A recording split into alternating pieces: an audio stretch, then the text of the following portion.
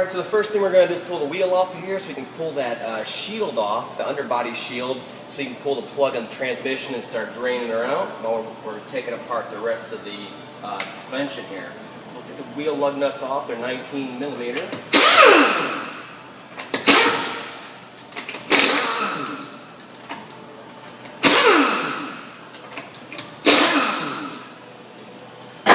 Then you may have to beat the wheel off of here a little bit. Alright. After that, we're going to pull our shield off here. There's a couple of 10 millimeter bolts right here. There's a push fastener over here, and then you just follow it down and around. It comes off as one piece. And there's a couple up in here, and of course one right here. Go ahead and take that shield off of there. And we'll have full access to the half shaft area and for draining. And right here on the bottom side of the actual transmission next to your tag here is a 7/16 plug, and we're going to pull that out. And we're going to let it drain the whole time we're taking care of this repair, so it can drain as much garbagey old fluid out as possible. It's going to be pretty dark. Alright, so next thing we're going to do is pull this nut off for the axle shaft, and then we're going to pull the two 18 millimeter bolts for the actual caliper bracket here. We're going to take out the bracket with the caliper all together, swing it out of the way and hang it, and then we'll be able to start going after the knuckle. This is a 32 millimeter.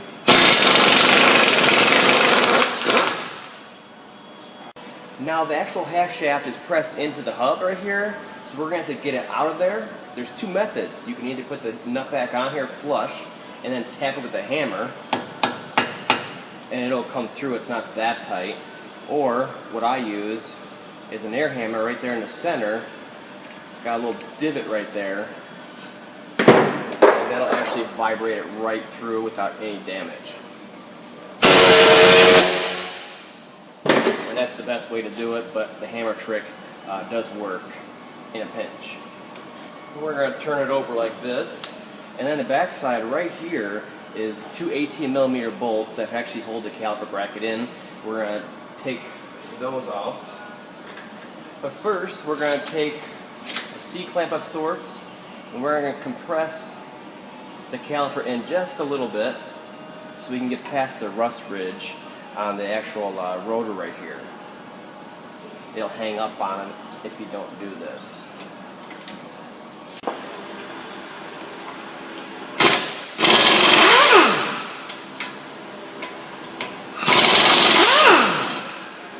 It's gonna be pretty heavy, so be ready for it. And then just hang it up and out of the way and support it so that you don't have any damage to our brake hose. I like to hang them up on top of here, and the actual spring, it gets them up and out of the way as far as possible and fully supports them. Next thing we're going to do is pull this 10 millimeter bolt right here that supports the ABS wiring. We're going to get that out of here because the spindle itself is going to flip forward, and if we don't undo this, it's going to stretch the ABS wiring also. So let's get that out of there.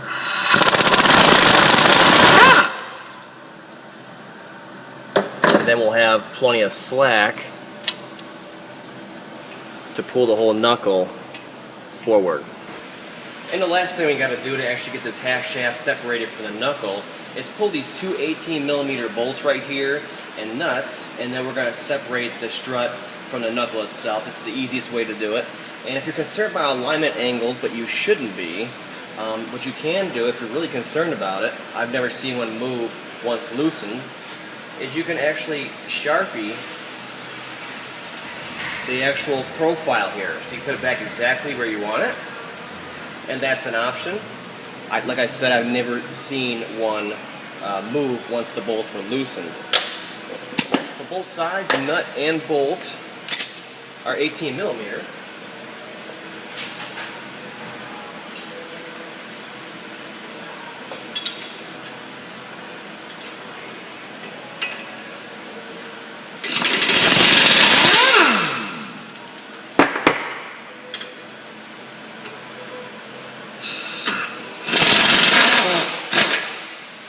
And this one, as you can see, is just the same.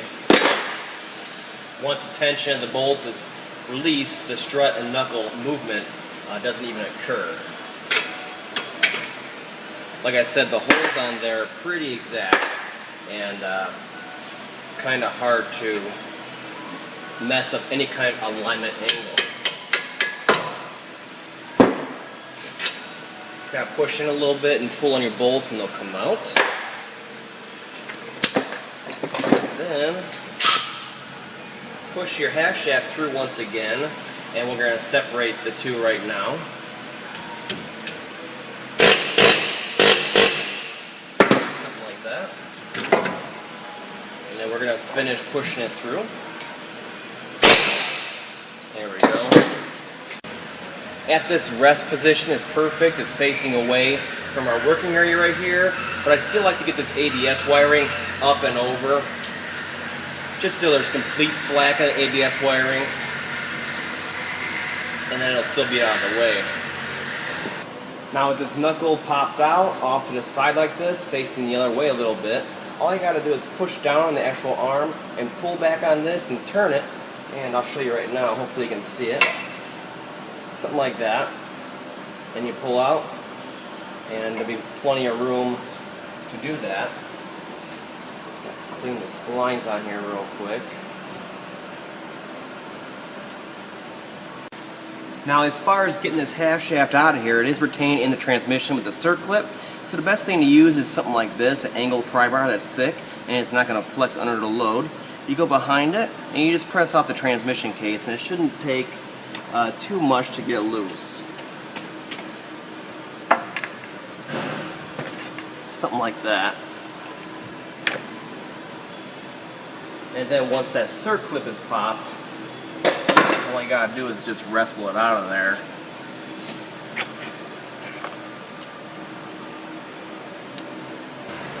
Alright, next thing we're gonna do is get the seal out of here so we can get access to the bushing and start replacing that. And there's a couple different methods to get this out of here. An actual seal puller that has hooked ends on it would be great. It's kind of low, close tolerances in here. You can also use this and cave it in. As long as you hit it straight on, you won't damage the case.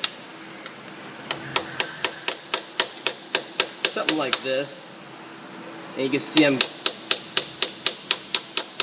caving in the actual seal and totally bypassing the case. You can pry off it just a little bit like that. And then keep working it down. And it won't take much, not on these. These aren't like pinion seals where they're a real pain. Sorry for all the background noise. I guess we got a Dodge Ram that's engine's locked up on it. They're starting to lock up. I think they're trying to get into the shop. Good old Dodge. And that's all it takes. Right there you saw, you just work it along here and try to get it out of there. And you shouldn't damage the case at all. And if you do damage the case a little bit on the outside here, it's no big deal, because the actual sealing surface on the outside of the seal where it glues into the case is right here. So that's the surface you don't want to mess up. And of course we can't even access that to mess it up.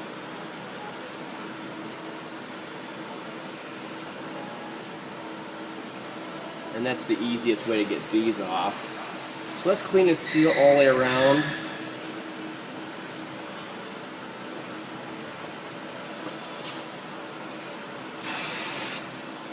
A little brake clean on a rag, and we'll get all this garbage away from the seal area so we don't introduce any contaminants into the transmission. And then we're going to go right for that bushing next. And you can look at your bushing and see if it's smooth and all that stuff, but I've never gone into one of these where there was a leak and not changed the bushing. It's always a good idea. It comes in the kit. It does require special tools. So you gotta make that judgment call when you see it. But I, of course, always change them out for the customer either way, because it is a known issue with the half shaft tearing up the seal and the bushing in here. So you want it all new when we're done. And here's the contents of the kit. You got your new revised seal. You have your new revised bushing right here with the Teflon coating on the inside. You can see the reddish orange there. That's their latest idea that's going to fix all this. And they give you a packet of grease so you can refill your CV joint on there.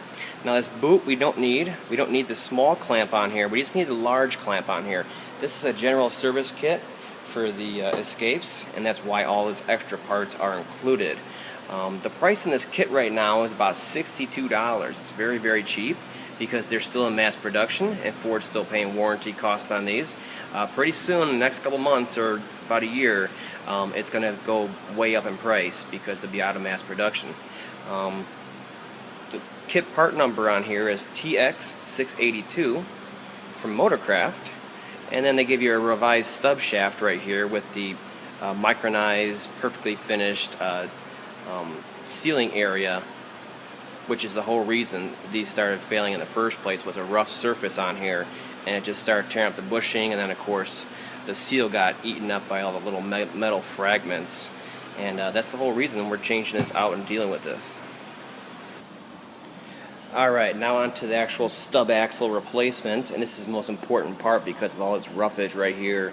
That little bit of roughage is causing all this damage. So we're going to pull this big clamp right here and just get underneath it with a big screwdriver, flathead, cat claw, whatever you got, and we're just going to unclip it from there. Try to, obviously avoid any kind of prying on your boot since we're reusing something like that. And that's garbage. And then these ones are actually very simple to replace on here. They pop right off. The only thing that's holding them on is the actual boot. We're going to clean this real quick so we don't put anything else in there, any kind of grit and debris.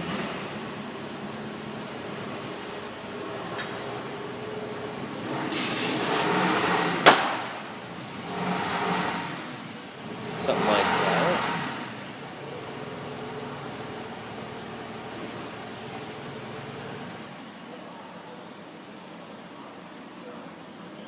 And then you just simply hold it and pry back on your boot like so. And it's on there pretty good. His little ribs right here is what it actually clips into, and then you just literally take it off. Now they do include new grease, so we're going to get rid of all this old grease as much as we can. Shouldn't be that dirty or otherwise. But we're going to get it out and put new grease in there. Open your bag up here and then just stick it down in here and squeeze, they want basically all the contents out of there. The full contents of the bag, and that's enough. Get that down in there, and then your new one, same thing, it just slides right on here. You have to mess around with it just a little bit, like so, and it'll fall right on. And then all you gotta do is get it up into these ribs right here, and you'll feel it lock into there.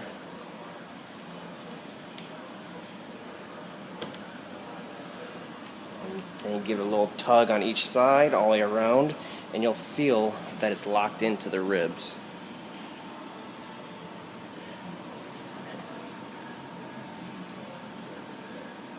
Clean it up a little bit. Put our new clamp on here. Put it right here, so you guys can see.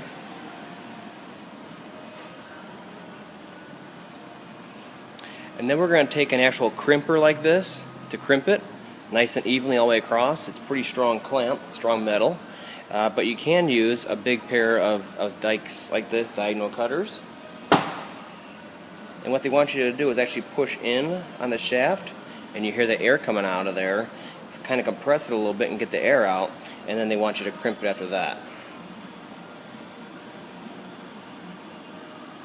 Let me get this one started.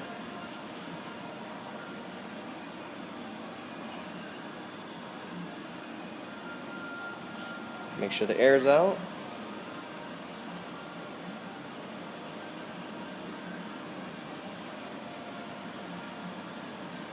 And just crimp it till both sides pretty much touch. And that'll perfectly seal it from outside contaminants, and of course retain the grease inside of there for you.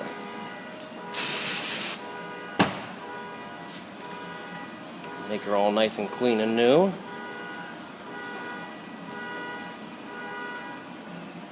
Something like that. It's very simple to do on these.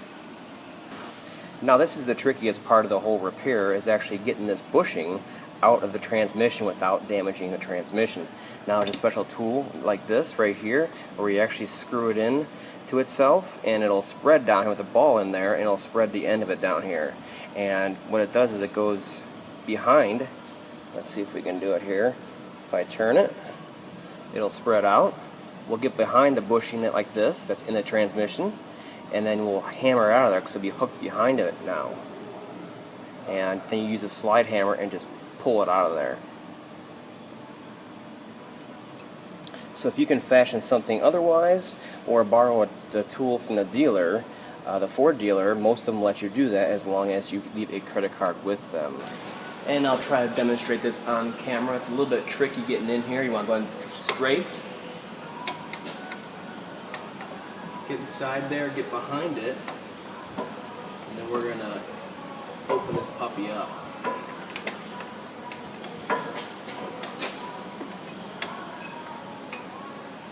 So we got it in there, we got a hook behind, and we're pretty straight. So now we're going to use a slide hammer. And this is a 5-pounder, and this is what we need to get this out here. It's pressed in pretty good.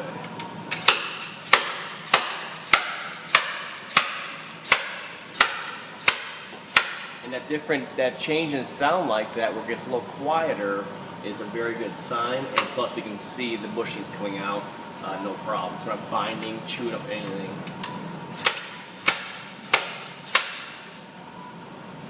And it's out. Here's the new bushing. We got a special tool to set it in there just right, proper depth. These are also available from your Ford dealer, if they'll let you do it. Otherwise, you're going to have to set it in there based off the old position.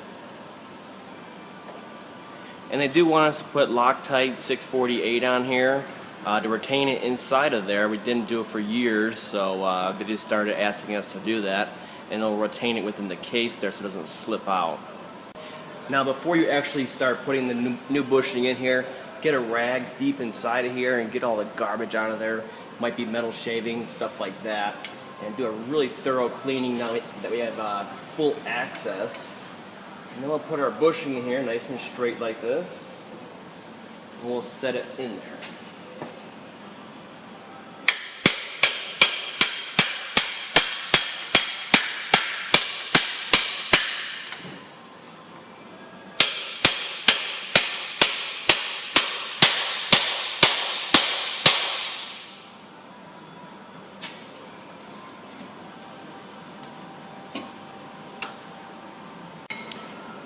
Same thing for the seal. We got a special tool to set it in there just right without damaging it, and it's pre-greased in the middle, so that one just sets right in there. Same thing, nothing special about it.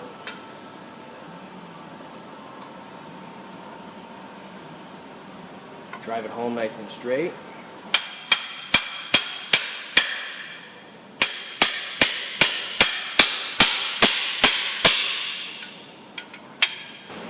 Alright, let's get our half shaft back in there. They're right here where the sealing surface is. It's a good idea to put Mercon LV on there a little bit, coat it, because it is dry. And then you simply put it in there straight, avoiding any kind of seal contact.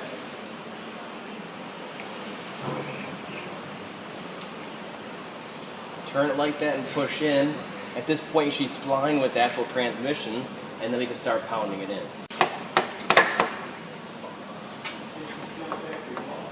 At this point the transmission's done draining. We could put the drain plug back in, put a little bit of thread sealant on there like that, snug that down.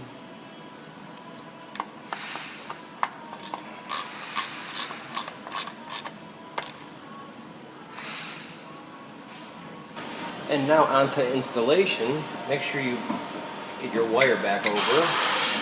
And then we're going to spline our half shaft into it, just like that. And then pick up on the actual knuckle. We'll start getting it aligned just like that. And then we just spin until we get splined.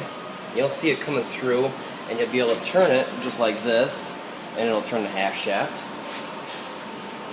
And then we can concentrate on lining these holes up so we can get the bolts back in.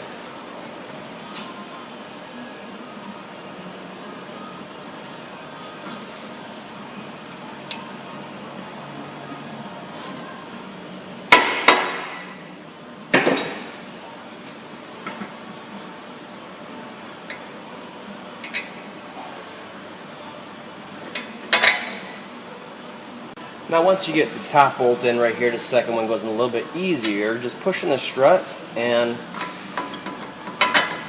it should line up. Like I said, a tight fit. So you really can't throw your alignment off. So make sure your thread's got a thread locker on them. Blue, medium strength. Don't want anything rattling and coming apart. Then we'll get these tightened down, and then we'll torque them at the end.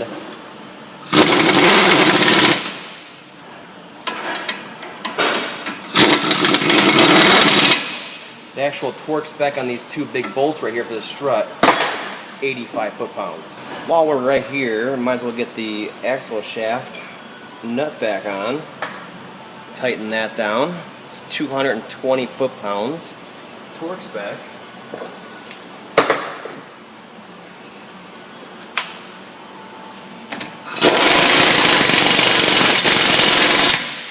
Let's get that caliper back on, the bracket and caliper assembly. Here's the location of the two 18mm bolts. Make sure you use blue Loctite on them. And their torque spec is 130 foot-pounds. And this should slide right over.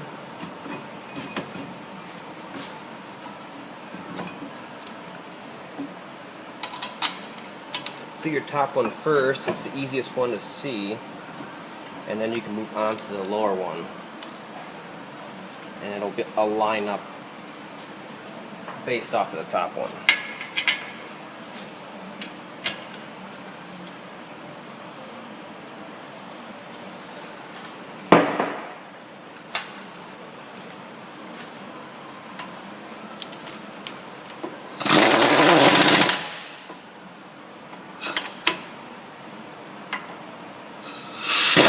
And don't forget your ABS wiring and bracket right here. Your 10mm bolt has a little locating tab right up top here.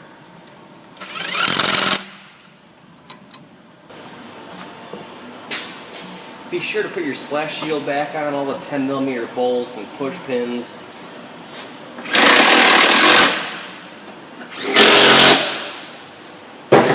And then just do a once over, make sure everything's back together and torque down. All the bolt torques will be down in the description down below. Put your wheel back on. Now your transmission dipstick's right over here. Yank that out.